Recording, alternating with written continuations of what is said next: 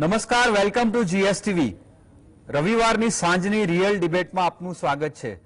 દર્શક મિત્રો, જેમ આપ જાણો છો કે એક અલગ અલગ પ્રકારના વણ ખેડાયેલા અનટચ સબ્જેક્ટને લઈને અમારા ગેસ્ટની પેનલ દ્વારા આપને એનલાઇટન કરવા માટે અમે આવીએ છીએ. આજે એવો જ એક વિષય છે. એ વિષય છેડતા પહેલા આપને યાદ હશે કે આપણે જ્યારે ભણતા હતા ત્યારે એક કવિતા આવતી હતી, શિકારી આવે જાળ બિછાવે દાણા નાખે જવું નહીં ઉડી જવું, આવી કંઈક કવિતા હતી. એ કવિતા એ પ્રકારની હતી કે એટલીસ્ટ માણસને એટલે કે કબૂતરોને ખબર તો પડતી હતી કે અહીંયા જાળ છે. હવે એવું છે કે જાળ કઈ છે ખબર પડતી નથી. આજનો વિષય છે ડીપ ફેક અને એઆઈ નું ડેડલી કોમ્બિનેશન. આપને યાદ હશે કે હમણાં છેલ્લા થોડાક સમયથી કેટલીક એક્ટ્રેસીસના ચહેરાને મોર્ફ કરી અને એનો વિડીયો બનાવીને અપલોડ કરવામાં આવ્યો છે. ઇવન વડાપ્રધાન ચોંકી ગયા છે કે આ શું થઈ રહ્યું છે. કોઈ પણ માણસનો કોઈ પણ ડીપફેક વિડીયો બની શકે છે. ક્યાંથી ફોટો ઉઠાવો એ લોકોને ખબર હોય છે. દોસ્તો, ટેકનોલોજી એ માનવ જાતને વધારે સારી સુવિધાઓ અને જીવન આપવા માટે છે, પણ ટેકનોલોજી જેટલી નવી આવે છે એટલા એ ક્ષેત્રના ક્રિમિનલ્સ વધારે એડવાન્સ થઈ જાય છે. તો આમાં સાવચેતી ક્યાં રાખવી? ખબર જ ના પડતી હોય કે ક્યાંથી ફસાવાય એવું છે. તો માણસે એટમ બોમ્બ અને ન્યુક્લિયર બોમ્બની એટમિક એનર્જી અને ન્યુક્લિયર એનર્જીની શોધ એટલે કરી હતી કે ઇલેક્ટ્રિસિટીથી લઈ અને માનવ જાતને એક અલગ પ્રકારની સુવિધા મળે. એ ખબર નહોતી કે આનો બોમ્બ બનાવવા માટે પણ એટલો ખરાબ ઉપયોગ થશે. એટલે જેટલી પણ આર્ટિફિશિયલ ઇન્ટેલિજન્સથી લઈને જે ટેકનોલોજી સાયબર ક્ષેત્રે આવી રહી છે એના બહુ જ ખતરનાક દુરુપયોગ થવા માંડ્યા છે. આવા વિષયને લઈને અમે આજે આપની સમક્ષ આવ્યા છીએ. આજે આપણી સાથે ગેસ્ટ પેનલમાં ઉપસ્થિત છે રિટાયર્ડ આઈપીએસ શ્રી એમ ચૌહાણ સાહેબ, સાયબર એક્સપર્ટ કર્મશ્રી પટેલ આપણી સાથે ટૂંકમાં જોડાશે, અને ડોક્ટર નિલય મિસ્ત્રી આપણી સાથે ઓનલાઈન જોડાયા છે. આ તમામ મહાનુભાવોનું સ્વાગત છે. નિલયભાઈ, આપનાથી શરૂઆત કરીએ. જે મેં થોડું ઇન્ટ્રોમાં કહ્યું, જી સર, કે શિકારી આવે જાળ બિછાવેમાં તો એટલીસ્ટ જાળ દેખાતી હતી. આમાં તો જાળ પણ દેખાતી નથી ને ફસાયા પછી ખબર પડે છે. તો સૌથી પહેલા તો એક એવરેજ અમારા વ્યુઅરને, કારણ કે ડીપફેક એક એવો નવો શબ્દ છે કે હજી એ શું છે ઘણાને ખબર નથી. આપણે શરૂઆત ત્યાંથી કરીએ કે આ ડીપફેક શું છે અને એઆઈ સાથેનું એનું નેગેટિવ કોમ્બિનેશન કયું થઈ શકે.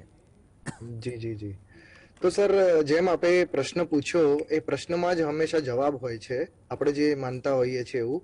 તો ડીપ ફેકની જે વાત કરવામાં આવેલી છે, આ એક એકચ્યુઅલી એવી ટેકનોલોજી છે જે આર્ટિફિશિયલ ઇન્ટેલિજન્સ દ્વારાની ટેકનોલોજી દ્વારા કરવામાં આવતી એક એવી ટેકનોલોજીનો ઉપયોગ કરીને કોઈ પણ વ્યક્તિના ચહેરા ઉપર બીજા વ્યક્તિનો ચહેરો અથવા તો કોઈ પણ વ્યક્તિના અવાજ ઉપર બીજા વ્યક્તિનો અવાજ મૂકી અને એને એ રીતે પ્રેઝન્ટ કરવામાં આવે છે કે જેના કારણે તમને એમ જ લાગે કે આ પ્રકારનો વિડીયો સાચો જ છે અને આ જે વિડીયો જે છે એ જ સત્ય છે. એટલે એને ફેક, ડીપ ફેક એ રીતે કહેવામાં આવે છે કે ભલે એ વિડીયો ખોટો હોવા છતાં પણ વ્યક્તિઓના મગજમાં એ વસ્તુ ઘર કરી જાય છે કે ના, આ જ વિડીયો સાચો છે. જે સાચો વિડીયો છે તો ક્યાંય છે જ નહીં, એ કોઈને ખબર જ નથી. હશે ક્યાંક ઇન્ટરનેટ ઉપર પણ હશે, પરંતુ લોકોને જોડે વોટ્સએપ ઉપર કે સોશિયલ મીડિયાના થ્રુ આ જ પ્રકારના વિડીયો જતા હોય છે અને લોકોને પણ એવું હોય છે કે ભાઈ આપણે કોઈ એવો વિડીયો આવે તો એને વાયરલ કરીએ. પણ નોર્મલી કક્ષાએ આપણે એવું વિચારતા હોય છે આપણામાંથી કોઈ એ ફેક છે કે રિયલ છે એ ચેક કરવાની તસ્દી નથી લેતું. નોર્મલી જે પ્રકારની માહિતી આવી એ પ્રકારે શેર કરતા હોઈએ છીએ. તો આ આર્ટિફિશિયલ ઇન્ટેલિજન્સનો જે નેગેટિવ ઉપયોગ, જે આપે કીધું કે દરેક પ્રકારની ટેકનોલોજીના બે પ્રકારના ઉપયોગ હોય છે, એક પોઝિટિવ ઉપયોગ અને એક નેગેટિવ ઉપયોગ. તો આ આર્ટિફિશિયલ ટેકનોલોજીનો જે નેગેટિવ ઉપયોગ છે એ પ્રમાણેનો આ એક ગુનો કહી શકાય છે. બીજી વસ્તુ એ છે કે જે આર્ટિફિશિયલ ઇન્ટેલિજન્સ ને આ જે ટેકનોલોજી હતી એ નોર્મલી પેલા વીએફએક્સ કે પછી મૂવીઝની અંદર કરવામાં આવતા અલગ અલગ પ્રકારના ઇફેક્ટ્સ માટે યુઝ કરવામાં આવતી હતી કે ભાઈ કોઈ વ્યક્તિને કે કોઈ વસ્તુને તમારે પ્રોપર ઓબ્જેક્ટમાં કે પ્રોપર એમાં મૂકવી હોય બેકગ્રાઉન્ડમાં તો તમે એને મૂકી શકતા હતા. પણ આ જ ટેકનોલોજીનો દુરુપયોગ કરીને આજે ઘણા લોકો એનો દુરુપયોગ કરી રહ્યા છે. નિલયભાઈ, આની પહેલા પણ એક મોર્ફિંગ થતું હતું, તો મોર્ફિંગમાં અને ડીપ ફેકમાં ફરક શું? મોર્ફિંગમાં ચહેરો બદલીને ધડ બીજું મૂકી અને એને મિસયુઝ કરતા હતા, તો મોર્ફિંગ અને ડીપ ફેકમાં ફરક શું છે? તો મોર્ફિંગ એક એવી ટેકનોલોજી હતી કે જેની અંદર બોડી કોઈ પણ વ્યક્તિનું રહેતું હતું અને ફોટો એ લોકો કટ કરી અથવા તો ફેશિયલ ફોટો કટ કરીને કે બીજો કોઈ ઓબ્જેક્ટ કટ કરીને ત્યાં મૂકતા હતા. પરંતુ એ ડિટેક્ટેબલ ટેકનોલોજી હતી. એટલા માટે ડિટેક્ટેબલ ટેકનોલોજી હતી કારણ કે કોઈ પણ તમે જે પિક્ચરની વાત કરો કે વિડીયોની વાત કરો, આ દરેકના બેઝમાં રહેલું હોય છે પિક્સલ. એ પિક્સલને આ લોકો ચેન્જ કરતા હતા, પણ એ કલર એ રીતે ચેન્જ થતો હતો કે તમને તરત જ ખબર પડી જાય કે ઉપરનો ચહેરો થોડો વ્હાઈટ હોય અને થોડું બોડી એના પ્રમાણે થોડું બ્રાઉન કલરનું કે પ્રકારનું બ્રાઉનિશ કલરનું બોડી રહેતું હતું. તો ત્યાં આપણે બહુ આઈડેન્ટિફાઈ કરી શકતા હતા. નરી આંખે તમે એને આઈડેન્ટિફાઈ કરી શકતા હતા કે આ જે પર્ટિક્યુલર ફોટો છે એ કદાચ મોર્ફ કરેલો છે. એકદમ ઉતાવળે જોઈ લેતા તો આપણને ખ્યાલ નતો આવતો કે આ ફોટો સાચો છે કે ખોટો, પણ જો તમે નરી આંખે એનું એનાલિસિસ કરો તો તમને તરત ખબર પડી જતી હતી કે આ ડોક્ટરાઇન વિડીયો છે કે ડોક્ટરાઇન ફોટો છે કે મોર્ફિંગ વાળો ફોટો છે કે મોર્ફિંગ વાળો વિડીયો છે. પણ હજી એ જ ટેકનોલોજીને કે ભાઈ પિક્સલની અંદર પણ એ લોકો એ રીતનું વેરિએશન લઈને આવી ગયા કે તમને નરી આંખે તો તમે આઈડેન્ટિફાઈ કરી જ ના શકો કે આ વિડીયો સાચો છે કે ખોટો છે. તો આ એક મેઇન ડિફરન્સ છે ડીપ ફેકનો અને મોર્ફિંગ વાળી ટેકનોલોજીનો. હા, એટલે મોર્ફિંગમાં ખાલી ચહેરો અલગ બદલી નાખતા હતા અને આમાં આખા વ્યક્તિનું આખું બોડી જે છે એને જ એ લોકો VFX કે વોટેવર એ રીતે આખું એને જ યુઝ કરે છે. Is it right? યસ. તો આમાં કેવું હોય છે કે આમાં બે પ્રકારના, જો તમે વિડીયોની જ વાત કરતા હોય, અત્યારે હાલ ઇમેજને આપણે જો બાજુમાં રાખીને ખાલી વિડીયોની વાત કરીએ તો વિડીયોના પણ બે કોમ્પોનન્ટ હોય છે. એક કોમ્પોનન્ટ છે તમારો કે તમારી ઇમેજની એક સિક્વન્સ, અને બીજો છે તમારો વોઇસ, એની પાછળ જે અવાજ આપવામાં આવતો હોય. હવે ડીપ ફેક એવી એક ટેકનોલોજી છે કે જેની અંદર ઘણીવાર વિડીયોમાં પણ વ્યક્તિ ચેન્જ થાય છે ઓબ્જેક્ટ, અને ઘણીવાર વોઇસમાં પણ ચેન્જ થાય છે. જ્યારે મોર્ફિંગ ને એ બધી પ્રકારની જે ટેકનોલોજી હતી એના માટેના એટલા સાધનો એટલા બધા હતા નહીં. એ લોકો શું કરતા હતા કે જે જૂના જે ફોટો એડિટિંગ ટૂલ કે એ રીતનું લઈ અને એના પાછળ વિડીયો અને ઓડિયોને સુપર ઇમ્પોઝ કરતા હતા. પરંતુ હવે એ રીતની ટેકનોલોજી આવી ગઈ છે કે એમાં ખાલી વન સિંગલ ક્લિક ઉપર તમે જે ચાહો એ કન્ટેન્ટ અને જે ચાહો એ વિડીયો અને જે ચાહો એ ફોટોગ્રાફ એના પર મૂકી અને આર્ટિફિશિયલ ઇન્ટેલિજન્સ પોતાની રીતે જ જનરેટ કરે. જ્યારે કે મોર્ફિંગમાં કેવું હતું કે તમારે ઘણી બધી એફર્ટ કરવી પડતી હતી. અલગ ફોટો લાવો, એને કટ કરો, એની સાઇઝ બનાવો, એના પિક્સલ એને મેચ કરો, એના પાછળનું બેકગ્રાઉન્ડ મેચ કરો, તો આ બધી ઘણી બધી વસ્તુઓ થતી હતી. પણ જ્યારે મશીન લર્નિંગ અને આર્ટિફિશિયલ ઇન્ટેલિજન્સ પ્રકારની જે ટેકનોલોજી આવી ગઈ તો એના પછી આ વસ્તુ એકદમ સીધી અને એકદમ સિમ્પલ બની ગઈ. સિંગલ ક્લિક ઉપર તમારી આ વસ્તુ થતી હોય છે. એટલે જે મોર્ફિંગ અથવા તો જે મોડિફિકેશન કરવાની જે ટેકનિક્સ ને ટેક્ટિક્સ છે એની અંદર આ વસ્તુ એડ થઈ ગઈ ને એકદમ ઈઝી બની ગયું કે આજકાલ તમે મોબાઈલ એપ્લિકેશન સિમ્પલ તમારા હેન્ડમાં એક મોબાઈલ હશે, એની અંદર એપ્લિકેશન હશે અને એપ્લિકેશનની અંદર જેમ તમે નોર્મલ રીલ્સ બનાવો છો એ જ રીતે તમારા આ રીતના વિડીયોઝ કે ઇમેજીસ કે ફોટોગ્રાફનો એક જૂથ લઈને તમે એની અંદરથી કંઈક ચેન્જ કરી મોડિફાઈ કરીને તમે પોતે પણ એક ડીપફેક વિડીયો જનરેટ કરી શકો છો વિથ સમ પ્રકાર ઓફ ઓડિયો. હા, એટલે એવું કહી શકાય કે ડીપફેક અને આર્ટિફિશિયલ ઇન્ટેલિજન્સ એકબીજા સાથે કોન્જોઈન્ટ જ છે અને એ બંને એકબીજાની સાથે હોવાના લીધે વધારે ડેડલી છે. જી.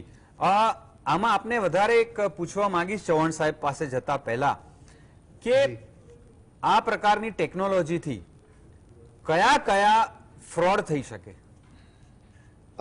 યસ, હું આમાં કહેવા માંગીશ કે ઘણા બધા સમયથી આ પ્રકારના ફ્રોડ થઈ રહ્યા છે. હું તમને થોડા સમયમાં પાછળ લઈ જઈશ કે જ્યારે કોવિડ ચાલતું હતું તો કોવિડના સમયમાં ઘણા બધા આ રીતે ઝૂમ મીટિંગથી કે ઓનલાઈન મીટિંગથી અથવા તો વિડીયો કોલથી કે એનાથી વાત કરતા હતા.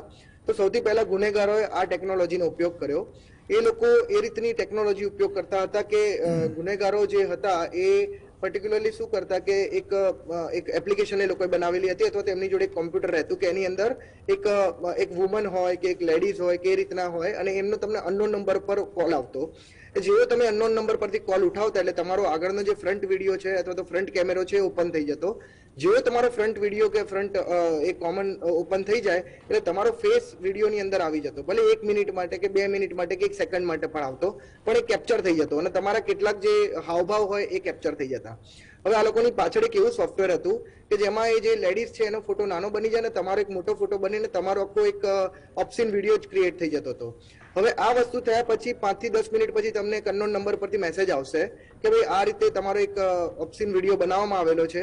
જો તમે ચાહતા હો કે આને વાયરલ ના કરીએ અથવા તો આને તમારા રિલેટિવ્સ કે ફ્રેન્ડ્સને ના મોકલીએ તો અમને આટલા રૂપિયા કે આટલા રેન્સમ મની તમે આપી દો. તો આ એક આર્ટિફિશિયલ ઇન્ટેલિજન્સનો અને ડીપ ફેકનો ઉપયોગ કરીને કરવામાં આવતો ગુનો છે અને હજી પણ આ ચાલી રહ્યો છે. ઘણી બધી જગ્યાએ અમે જોઈએ છીએ કે આ રીતના ઘણા બધા કેસીસ રજીસ્ટર થતા હોય છે કે ભાઈ મને વિડીયો કોલ આવ્યો, એક અનનોન નંબર ઉપરથી આવ્યો અને જેવો મેં વિડીયો કોલ, ઘણીવાર શું થતું હોય કે તમારે ઉપાડવો ના હોય, પણ ઘણીવાર શું પેલા તમારા ટચ સ્ક્રીનના કારણે વિડીયો ઉપડી પણ જતો હોય તોય તમારો આવો વિડીયો બની જતો હોય છે. એટલે તો આ પ્રકારનો એક ગુનો થાય છે. બીજો ગુનો આજકાલ ડીપ નોઇઝ કરીને છે, કે ડીપ વોઇસ કરીને તમે કહી શકો છો, જે અત્યારે લેટેસ્ટ ચાલી રહ્યો છે. અને હમણાં વચ્ચે સાઉથ ઇન્ડિયાના કોઈ એક રિજિયનમાં એના ઉપર પણ કેસ થયો હતો. તો આજે કોઈ તમને એક ફોન કરશે અને ફોન કર્યા પછી તમે જસ્ટ એના પર બોલશો કે હલો, હા, કોણ બોલે છે, આપ કોણ છો સામે, એ રીતના જસ્ટ તમારા સેન્ટેન્સ લેવામાં આવશે, વાક્યો લેવામાં આવશે. એ વાક્યોને મોડ્યુલેટ કરીને તમારો વોઇસ આખો જનરેટ કરવામાં આવશે. એ મોડ્યુલેટ થયેલો વોઇસની અંદર એક આખું એક સેન્ટેન્સ બનાવવામાં આવશે કે હું ક્યાંક બહાર છું, હું ફસાયેલો છું ને મને પૈસાની જરૂર છે, તો જરાક તમે પૈસા મોકલો. તો એ મારા જ અવાજની અંદર ડીપ નોઇઝ ટેકનોલોજીથી એ બની જશે. હવે તમે મારા રિલેટિવ કે મારા ઘરવાળાને કે મારા સગાને તમે ફોન કરશો, એ તો મારો અવાજ ઓળખતા જ હોય, તો એ લોકોને ફોન કરી અને એ મારા અવાજથી એ પ્રકારની હેલ્પ માંગવામાં આવશે. અને સામેવાળાને કહેવામાં આવશે કે મારી જોડે મારો નંબર ચાલુ નથી, મેં બીજા નંબર પરથી તમને કોલ કર્યો છે અને તમે મને આ નંબર ઉપર કે આ પર્ટિક્યુલર આઈડી ઉપર કે આ પર્ટિક્યુલર વોલેટ આઈડી ઉપર તમે મને પૈસા મોકલો. અને ઘણા બધા લોકો આ વસ્તુનો દુરુપયોગ કરી અને ભોગ બનતા હોય છે. તો આવા ઘણા બધા કેસીસ ડીપ નોઇઝના પણ આવે છે. નોટ ઓનલી વિડીયો, પણ ઓડિયો પણ આજકાલ આ રીતે આર્ટિફિશિયલ ઇન્ટેલિજન્સ ટેકનોલોજીથી એ લોકો તમારો ઓડિયો પણ આ રીતનો બનાવી અને લોકો સાથે ફ્રોડ કરવાની સંભાવના વધી રહી છે.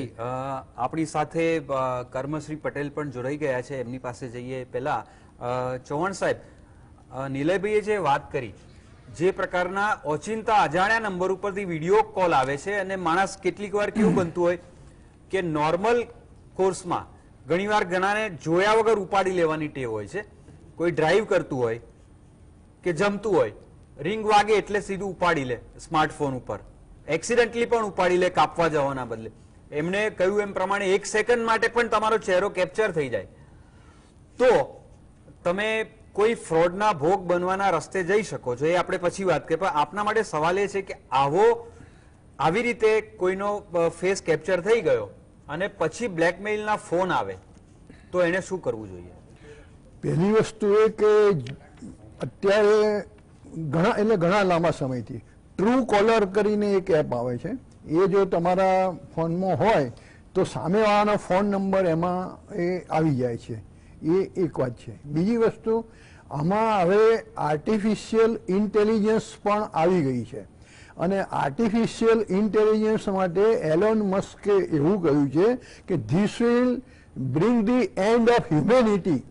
અને હ્યુમન બિંગ્સ એ એટલું બધું ખતરનાક છે કે જો એના જે મોટા ખતરાના ખેલાડી જે હોય છે સાયબર ક્રાઇમના, એ લોકો એનો ઉપયોગ કરશે તો સમાજમાં શું થઈ જશે એ કંઈ કહેવાય નહીં.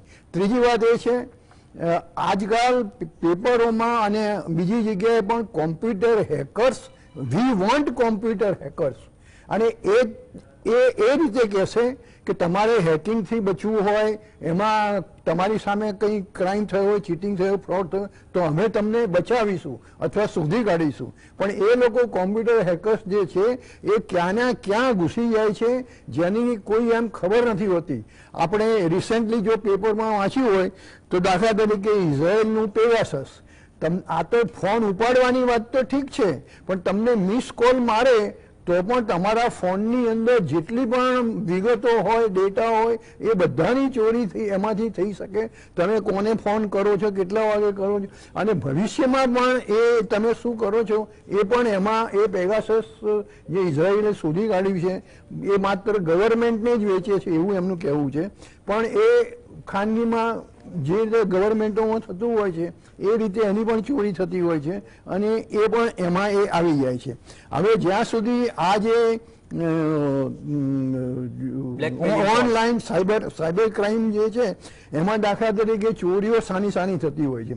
પાસવર્ડ્સ, તમારા ઘણા બધા પાસવર્ડ હોય છે. બેંકનો કોઈ એક તમારો પાસવર્ડ અલગ હોય, પછી તમારા ક્રેડિટ કાર્ડના નંબર હોય, આઈડી નંબર હોય, પછી મેડિકલ ડેટા. આજે અમેરિકામાં એમ એવું છે કે તમને સોશિયલ સિક્યોરિટી નંબર આપવામાં આવે છે અને એમાંથી તમારો મેડિકલ ડેટા છે એ પણ ચોરાઈ શકે છે.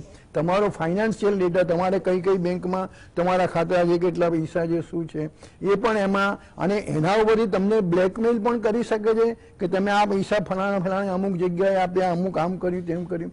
એટલે એ જે આપણી જે પર્સનલ જે માહિતી છે એ પણ એમાં, એટલે જ જે એલન મસ્કે જે કહ્યું છે કે this will spell the end of humanity, હ્યુમેનિટીનો અંત આવી જશે.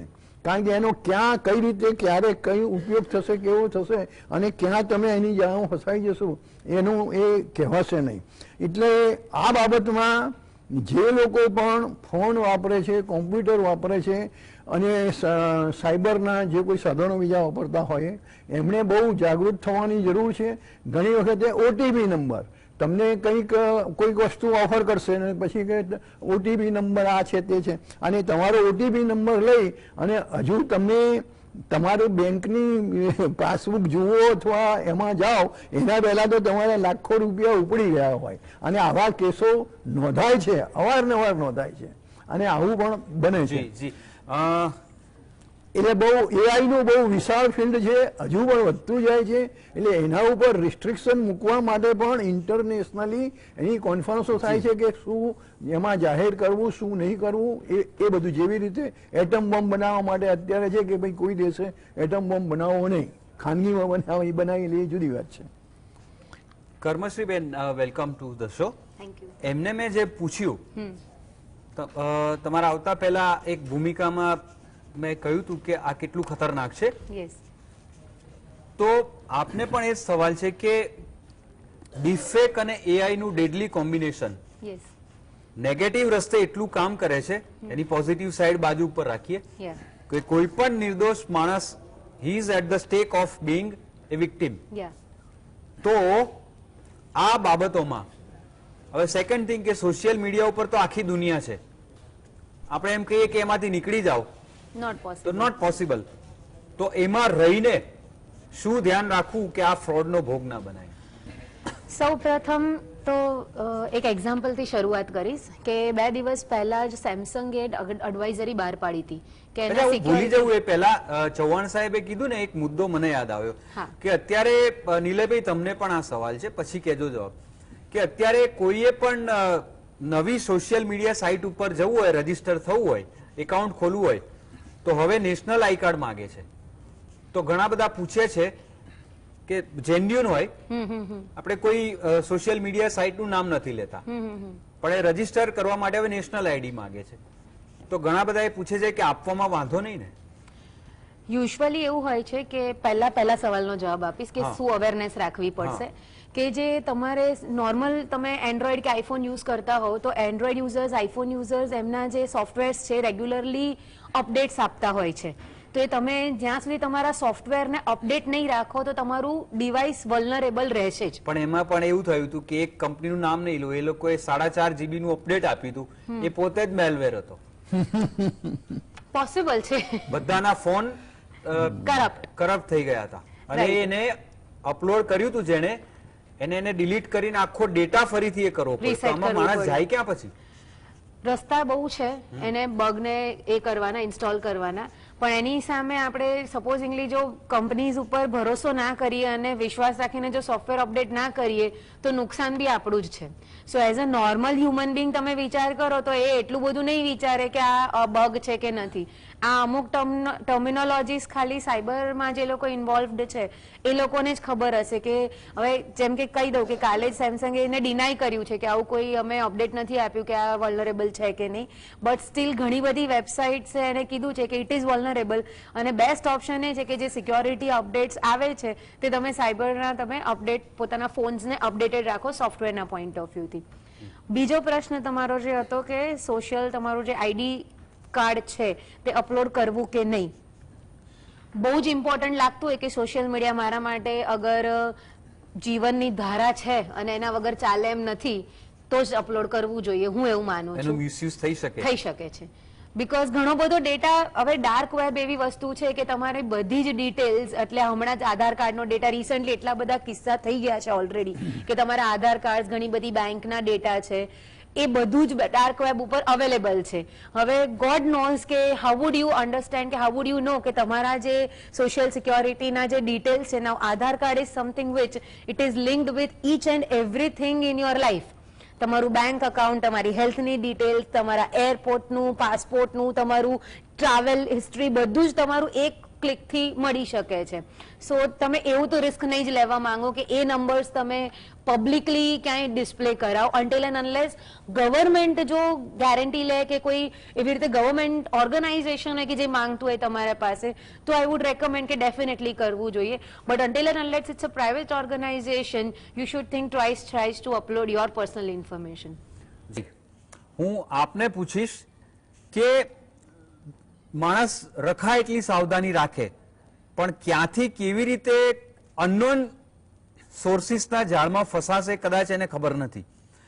માનો કે કોઈ વિડીયો કોલ એને ઓચિંતો આવ્યો ને એ જ વખતે કદાચ એવું બની શકે કે આ જે દર્શકો જોઈ રહ્યા છે એવો કોઈ પણ બાકી નહીં હોય કે જેને અનનોન નંબર ઉપરથી વિડીયો કોલ ના આવ્યો હોય. હવે ધારો કે એ જે ટાઈમે વિડીયો કોલ આવ્યો એ ટાઈમે એને ઓફિસમાંથી કે ઘરેથી કોઈ અગત્યનો કોલ આવવાનો હોય, રિંગટોન સેમ હોય, બરાબર, મોબાઈલ ઉપર એનું ધ્યાન ન હોય ને એને ઉપાડી લીધો સ્માર્ટફોનથી. તમે જેમ કીધું કે 1 સેકન્ડમાં એનો સ્ક્રીનશોટ લઈ લે, એનો વાંક જ નથી. જેવો ખ્યાલ આવ્યો એવો એને કટ કર્યો.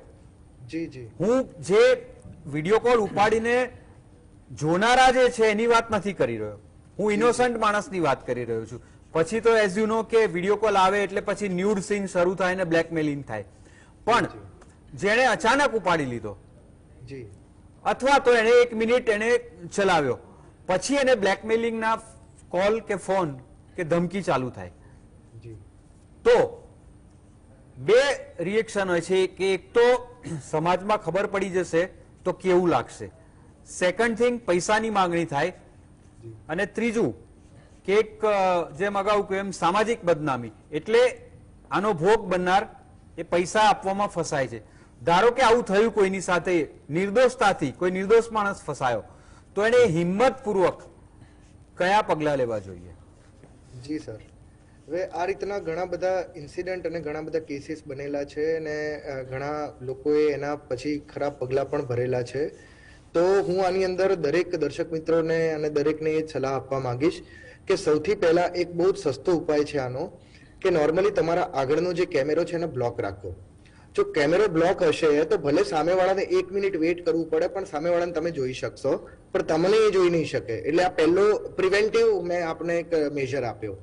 હવે ધારો કે સમજી લો કે નિર્દોષપણે થઈ ગયું અથવા તો કોઈની સાથે આવી રીતની પ્રોબ્લેમ થઈ ગયો, તો સૌથી પહેલા ફર્સ્ટ અને ફોરમોસ્ટ 1930 જે આપણા સરકારે સાયબર ક્રાઇમને નાથવા માટે એક ઓનલાઈન સાયબર ક્રાઇમ હેલ્પલાઇન ચાલુ કરવામાં આવેલી છે. બહુ જ સારામાં સારું એમનું ઇનિશિયેટિવ છે સરકારનું. તો 1930 પર ઇમિડિયેટલી કોલ કરી અને તમારી કમ્પ્લેન નોંધાવો. અગર 1930 કદાચ બિઝી હોય, કદાચ લાઈન તમારી ના લાગતી હોય તો તમે ફોન ના કરી શકો એવી સિચ્યુએશનમાં હો, અને તમારી જોડે જો કોમ્પ્યુટર કે ઇન્ટરનેટ હોય તો cybercrime.gov.in ઉપર જઈને પણ તમે રજીસ્ટર કરી શકો છો. આ પહેલી વસ્તુ છે. તો ત્યાં તમારી કમ્પ્લેન રજીસ્ટર થશે અને એની પર્ટિક્યુલર જે માહિતી આવે છે એ તમે તમારા રિલેટિવ્સને એમને શેર કરો કે ભાઈ જો મારી જોડે આ રીતનો ઇન્સિડન્ટ થઈ ગયેલો છે અને આ રીતે મારો ખરાબ રીતનો ફોટો અથવા તો ડીપ ફેક બની ગયેલો છે, જે નિર્દોષપણે થયેલું છે, મેં એની કમ્પ્લેન પણ કરેલી છે અને એની ડિટેલ છે. તો એ પ્રમાણે ભલે કોઈને પણ એ મોકલશે તો ઇનઇફેક્ટિવ થઈ જશે.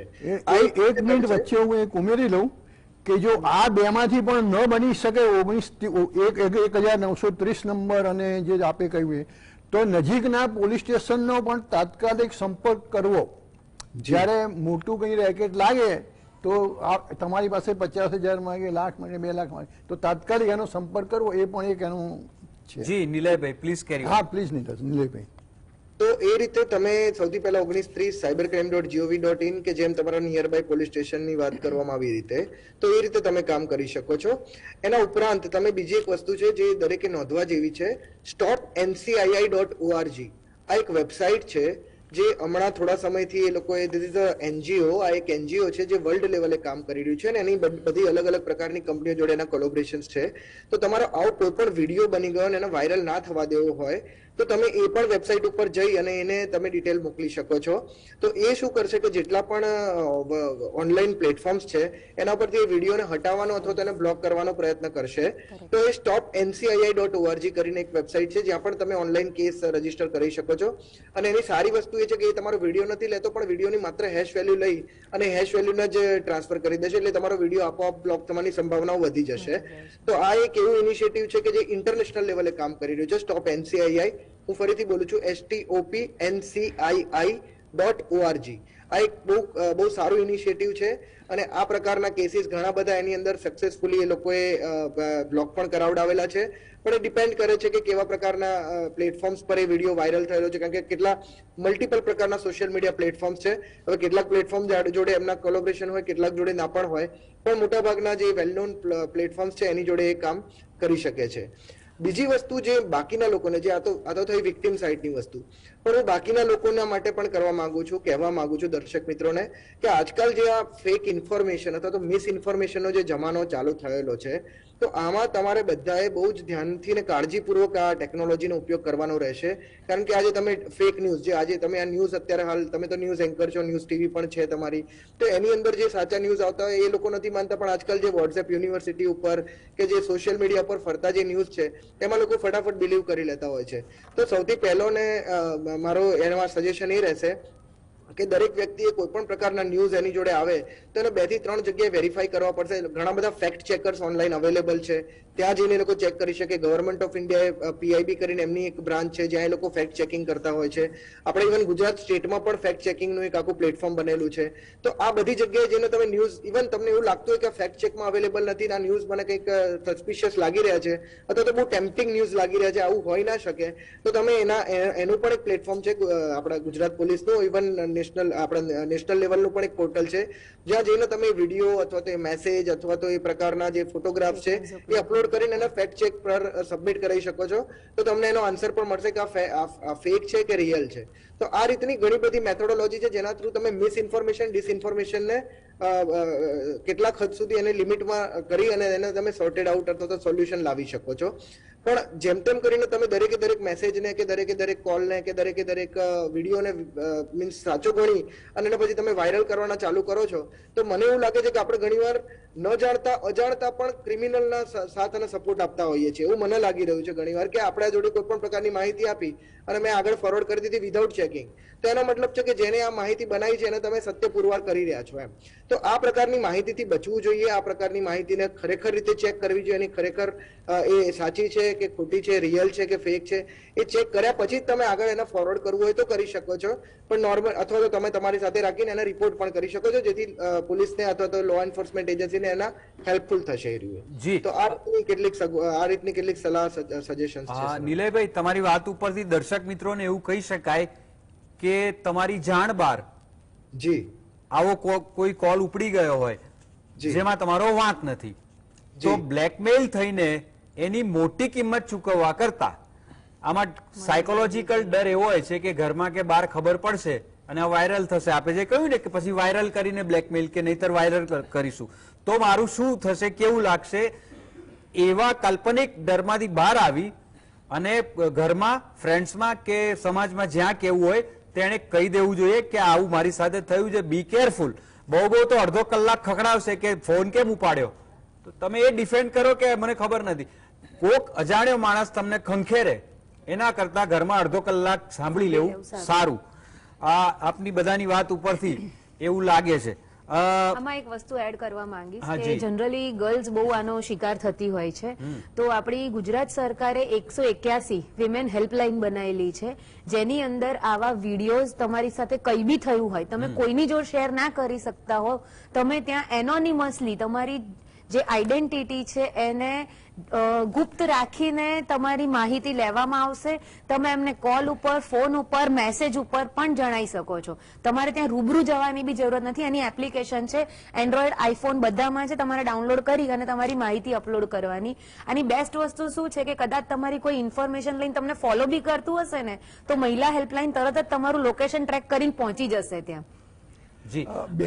બેને જે લેડીઝની વાત કરી, મારી પાસે એક પર્સનલ આવો કેસ આવેલો. એક છોકરી અને એ છોકરા, એ બંનેનું સગપણ થયેલું હતું અને સગપણ લગભગ 5-6 વર્ષ ચાલ્યું. પછી કંઈ એમને બ્રેકઅપ થયો એટલે છોકરાએ જે છોકરીને એક ફોન ભેટ આપેલો એને પાછો લીધો અને એ દરેક વસ્તુ જે કઈ લેવડ, પણ છોકરાએ એનો જે પાસવર્ડ જે હતો, જે કોડ નંબર હતો એ પોતાની પાસે રાખેલો.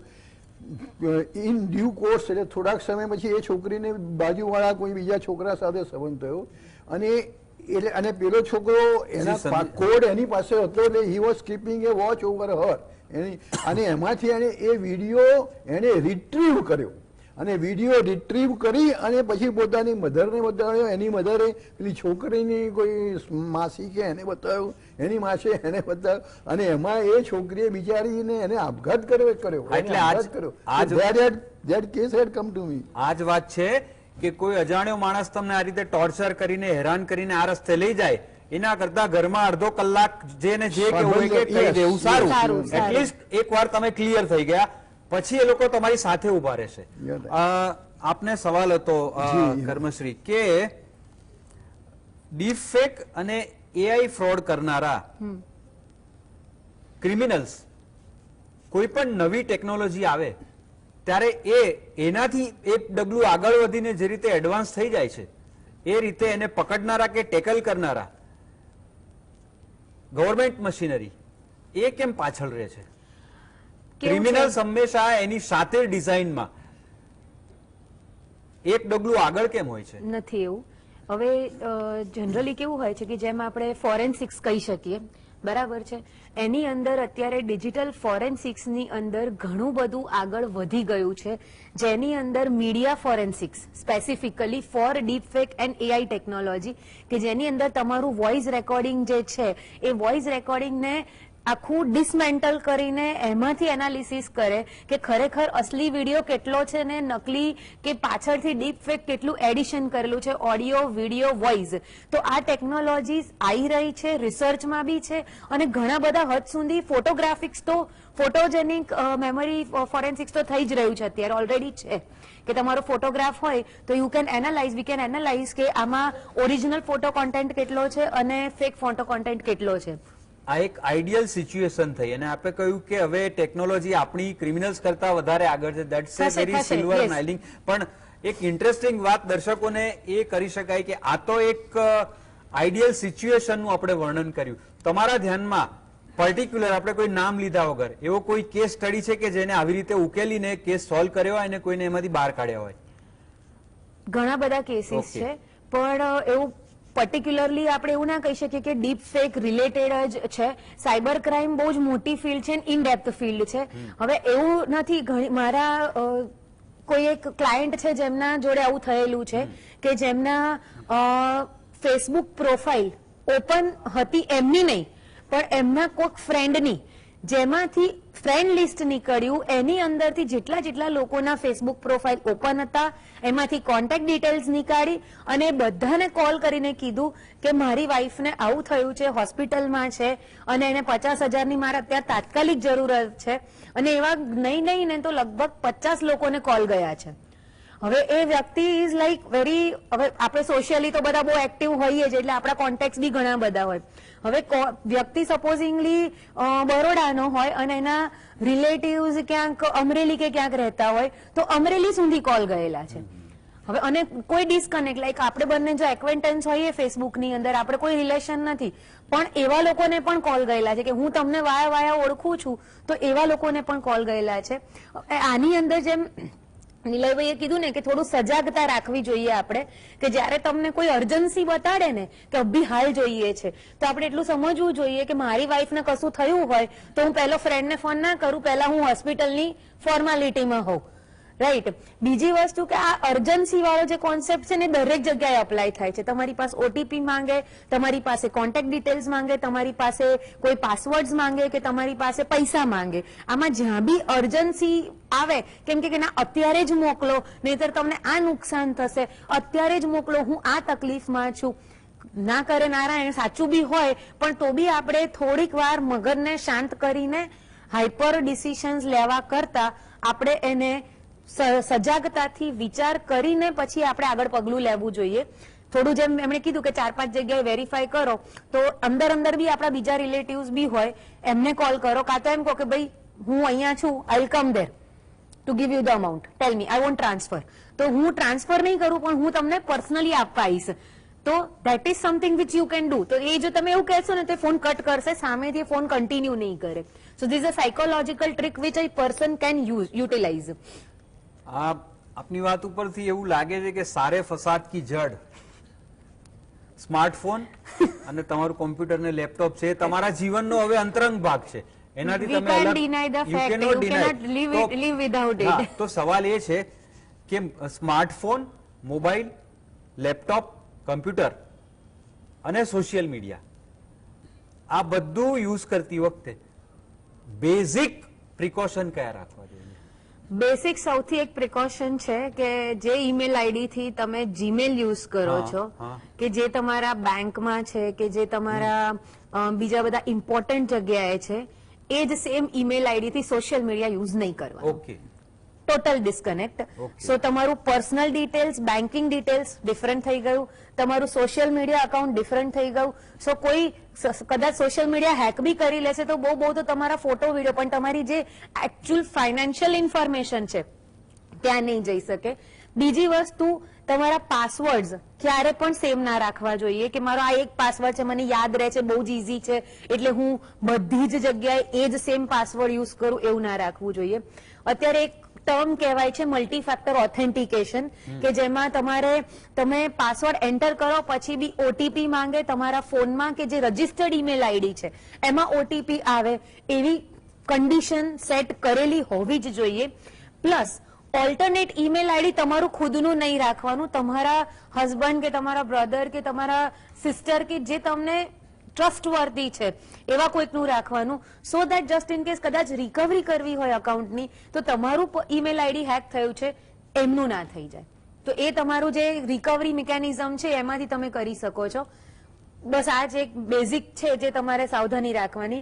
એપ્લિકેશન્સ અપડેટેડ રાખવાની, એવું નહીં કે 100-200 એપ્લિકેશન છે મોબાઈલમાં, મન પડશે ત્યારે કરીશું. No, this is something which applications update એટલે જ આપે છે કે જે વલ્નરેબિલિટી છે, કે જ્યાં ગેપ્સ છે એને પૂરી કરીને એ લોકો અપડેટ બનાવે છે. કે આપણે જેમ શરીરને સાચવવા માટે વિન્ટર્સમાં અમુક ખોરાક ખાઈએ છીએ, આપણે શરીરને અપડેટ કરીએ છીએ, એમ એપ્લિકેશન્સને પણ આપણે અપડેટ કરતા રહેવું જોઈએ. જી ચૌહાણ સાહેબ, જેમ મેં અગાઉ વાત કરી કે ક્રિમિનલ્સ એક ડગલું આગળ હોય છે, બેને કહ્યું કે આપણે પણ હવે એની સાથે એકદમ એડવાન્સ થઈ રહ્યા છે, તો સાયબર સેલને ક્રિમિનલ્સના શાતિર મગજ કરતા વધારે એડવાન્સ અથવા તો એન્ટિસિપેટ કરે કે આવું થઈ શકે છે, એ કેવી રીતે બનાવી શકાય? સૌથી પહેલા તો સાયબર સેલે અવારનવાર પબ્લિકમાં જાહેરાત કરવી પડે કે આ પ્રકારના ગુનાઓ બની શકે છે. તમે તમારો ફોન વાપરતા હોવ અથવા બીજા જે કોઈ કોમ્પ્યુટર અને એ વાપરતા હોય તેમાં આટલી તમે સાવચેતી રાખજો, જે બહેને કહ્યું એ રીતે એ પ્રકારની સાવચેતીઓ એ રાખવી જોઈએ, એ એક વાત છે.